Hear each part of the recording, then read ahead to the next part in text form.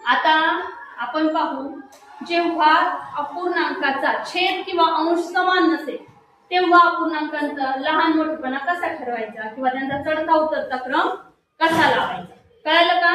ते पाहणार. हे सोपं वाटलं ना सगळं. छेद समान आहे तर जो अंश मोठा तो अपूर्णांक मोठा, छेद अंश समान आहे तर जो अपूर्णांकामध्ये छेद लहान तो अपूर्णांक मोठा. पण आता छेदही समान नाही, अंशही समान नाही. आता कोण मोठं कोण लहान कसं ठरवणार? बघा इकडे लक्ष द्या, समोर लक्ष आहे का सर्वांचं?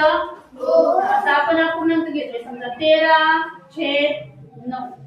दुसरा अपूर्णांक घेतला आपण 15/18. आहे का छेद समान? नाही. पण यावेळेस तुम्हाला असं देतात ते, जेव्हा छेद समान नसतो तेव्हा आपल्याला छेद समान करून मग ठरवायचं असतं यात मोठा कोण लहान कोण. मग छेद समान कसा करायचा? छेद समान कसा करायचा? बघा, छेद समान करण्यासाठी आपल्याला छेद पाहिजे दोन्ही संख्यांचा. काय इथं काय छेद? इथं काय छेद? 18. मग ह्या ज्या संख्या असतात ना दिलेल्या तुम्हाला, त्या पट्टीतल्या दिलेल्या असतात, एकाच पट्टीतल्या. 9च्या पट्टीतच किंवा 18च्या पट्टीतच ह्या दोन्ही संख्या दिलेल्या असतात एकमेकांच्या सोबत. बघा, मग आता अशी कोणती संख्या आहे की ज्याने 18ला पण भाग जातो आणि 9ला पण भाग जातो? 18. 18 एक 18 आणि 9 दुने 18. मग छेद समान करताना काय करायचं? आता इथं तर 18 ऑलरेडी, मग याचा जर 18 केला तर मग काही आपल्याला याची काही करण्याची गरजच नाही. मग याचा 18 छेद करण्यासाठी काय करावं लागेल रे? 9 दुने 18 ना. मग 9ला जर 2 निघूनला आपण तर 18 छेद होणार. बरोबर बरोबर ना? हो. मग फक्त इथं गुणायचं, इथं नाही गुणलं तर चालेल का? नाही चालणार. काय करावं लागेल? खाली छेदात गुणलं तर अंशातही गुणायचं, तेव्हा ते बॅलन्स राहतो व्यवस्थित. कळलं? नाहीतर आपला अपूर्णांक चुकतो. 13 दुने 26. आता तुम्ही याची कोणतीही क्रिया करू शकता किंवा यातला लहान मोठेपणा ठरवू शकता, कारण तुम्हाला माहिती आहे जेव्हा छेद समान असतो, बरोबर, वरचा अपूर्णांक हा इथं घेतला मी आणि याच्यात चेंज केला ना आपण, 13/9 मध्ये चेंज केला ना. 13/9 मध्ये आपण छेद समान करून घेतला आणि काय झालं त्याचा? 26/18 हा अपूर्णांक झाला. आणि हा मग आता कंपॅरिझन करू शकता ना तुलना? आता कोण मोठा कोण लहान? 26/18 मोठा, 15/18 छेद समान झाल्यावर आपण पटकन सांगतो. छेद कसा समान करायचा कळलं? आणखी एक एक्झाम्पल घ्यायचं का? तर जेव्हा आपण एक्झाम्पल सॉल्व्ह करणार आहे तर तेव्हा घ्यायचं ते. देऊ का एक एक्झाम्पल? हो. बघा आता समजा हे दोन अपूर्णांक आहेत आणि आणखी दोन अपूर्णांक घेतले आपण. 4/6 आणखी 7/3. यांचा पण छेद आपल्याला समान करून घ्यायचा आहे आणि 4 इंच कंपॅरिझन करायचंय. काय करायचंय? 4 इंच. 4 इंच मध्ये ठरवायचंय लहान कोण मोठे कोण, कारण चढता उतरता क्रम लावायचा. मग अशा वेळेस सगळ्यांचा छेद समान झाला पाहिजे. मग 6 इथं 18 होण्यासाठी याला कितीने गुणावं लागेल? 3. बरोबर. मग याला जेव्हा तुम्ही 3 ने गुणता तेव्हा काय येणार आहे रे? 4 राहील का वरती? नाही. काय होणार आहे? बदलणार आहे. काय होणार आहे? 4 ला सुद्धा आपल्याला 3 ने गुणावं लागेल आणि 6 ला खाली जेवढ्या संख्येने आपण गुणणार वरती पण तेवढ्या संख्येने आपण गुणणार आहे. 4 त्रिक किती? 12. 6 त्रिक 18. इथं पण कितीने गुणावं लागेल रे 18 होण्यासाठी? मग सांगा बरं कितीने गुणावं लागेल? 6 6 दुने 12 3 18. मग याला 6 ने गुणलं 7/3 ला तर 6 ने इथं गुणलं तर इथं 6 ने गुणणार तुम्ही, बरोबर का नाही? काही 6/6 42 आणि 6 त्रिक 18. याचा झाला अपूर्णांक हा इथं आहे, हा 2 नंबर इथं, हा इथं आणि इथं. हे ध्यानात ठेवायचं कोणत्या अपूर्णांकाचं काय. नाही तर आपण काय करतो पेपर मध्ये कॅल्क्युलेशन तर करतो, पण अरे मी याचं केलं होतं का, त्याचं केलं होतं का, कशाचं केलं होतं, कोणतं पुढे केलं होतं हेच विसरून जातो. त्यामुळे आपले प्रश्न चुकतात. त्यामुळे लक्ष ठेवायचं नीट कशाचं काय आहे, कारण ते शेवटी हे अपूर्णांक देणार नाही तुम्हाला जे कॅल्क्युलेशन करून दिलंय ते पर्यायामध्ये नसणार आहे.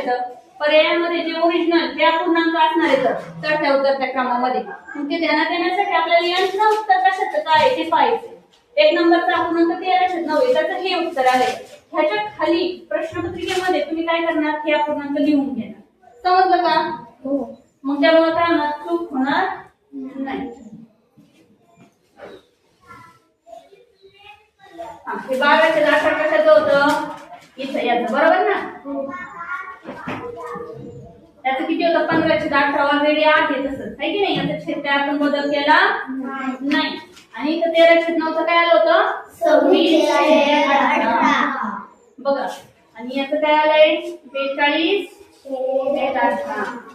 आता कोण सर्वात 1 नंबर येईल चढता क्रम लावताना सांगा.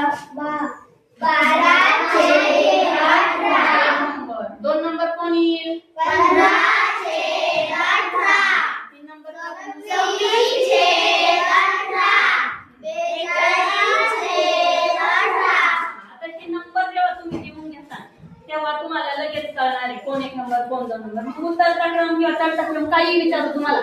उत्तरचा विचारला 1 2 3 4 का 4 3 2 1 काही सांगा 4 3 2 बरोबर. उत्तरच्या याच्यामध्ये मोठी संख्या अगोदर असते. समजलं का?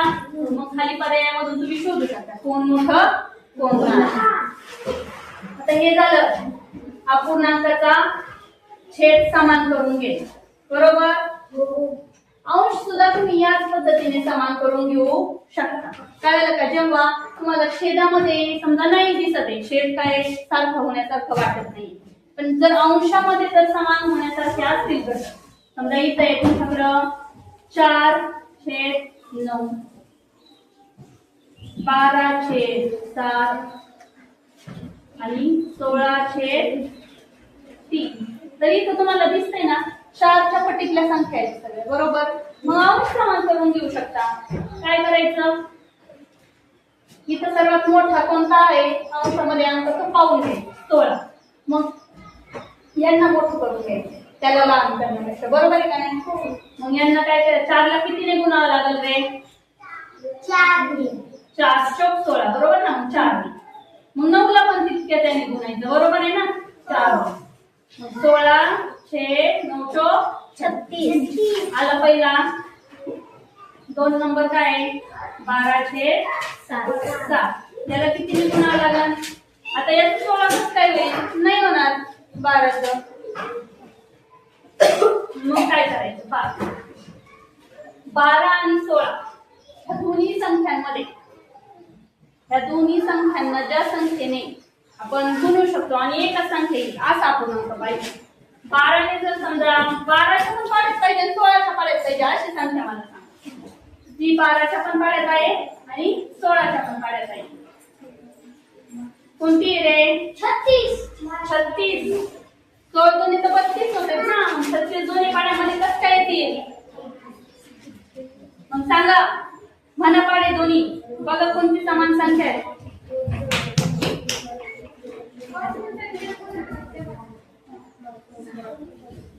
कोणती आठवते का आहे का अशी एखादी.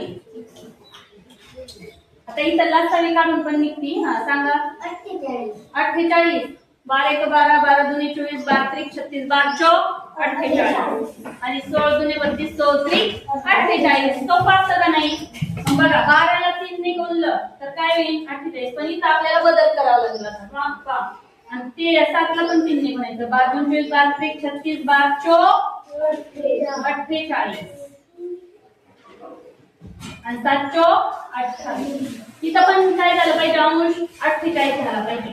मग 4ला कशाने गुणल्यावर 48 येईल ते आपल्याला माहित नाही. 48ला आपण 4 ने भागू शकतो बरोबर आहे का नाही.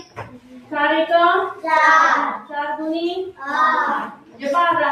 इथं कशाने भागावा गुणावं लागेल आपल्याला 12 4 48 आणि इथं पण 12 12 9 सांगा बरोबर. 3 नंबरचा अपूर्णांक 16/3 बघा गुणिले 16ला कितीने गुणावं लागेल 48 3 ने अंशात गुणलं तर छेदात पण गुणायचं असतं. 6 त्रिक 23. आणि 3 त्रिक 9. सांगा आता 1 नंबरचा मोठा का 2 नंबरचा मोठा का 3 नंबरचा मोठा? काय आहे? अंश समान असतानाचा रूल काय आहे? अंश समान असताना कोणता अपूर्णांक मोठा कोणता लहान? ज्याचा छेद लहान तो अपूर्णांक मोठा, ज्याचा छेद लहान तो अपूर्णांक मोठा. पण केव्हा? अंश समान असतात. समजलं म्हणजे कोण मोठा आहे सांगा?